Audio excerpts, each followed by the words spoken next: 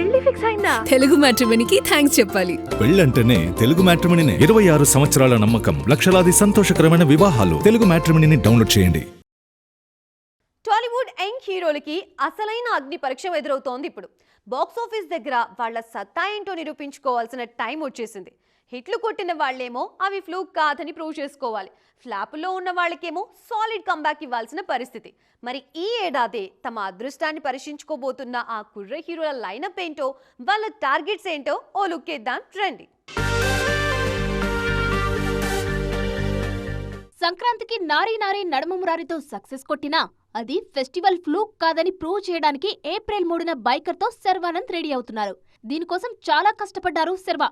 మరోవైపు తండేల్తో 100 కోట్ల hit plus Gaddar award అందుకున్న నాగ చైతన్యకు ఆ మార్కెట్ నిలబెట్టుకోవాలంటే అప్కమింగ్ సినిమా వృషకర్మతో మరో బ్లాక్ బస్టర్ కొట్టాల్సిందే. టాలీవుడ్ లో వరుస హిట్స్ కొడుతూ తనకంటూ ఓ స్పెషల్ బ్రాండ్ క్రియేట్ చేసుకున్న అడవిశేషు స్క్రీన్ మీద కనిపించక దాదాపు 3 ఏళ్లైపోయింది.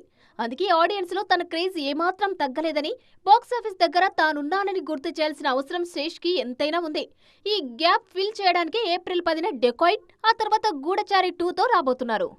కీ ర్యాంప్ సినిమాలతో ఫామ్ లోకి వచ్చిన కిరణ్ అబ్బవరంపై కూడా మార్కెట్ నిలబెట్టుకోవడానికి కంటిన్యూస్ గా సక్సెస్ లు సాధించాల్సిన ప్రెజర్ ఉంది. ప్రస్తుతమైన హీరోగా చెన్నై లవ్ స్టోరీతో బిజీగా ఉన్నారు. దాంతో పాటు గువ్వల చెరువు ఘాట్ అనే సిరీస్ కూడా చేస్తున్నారు.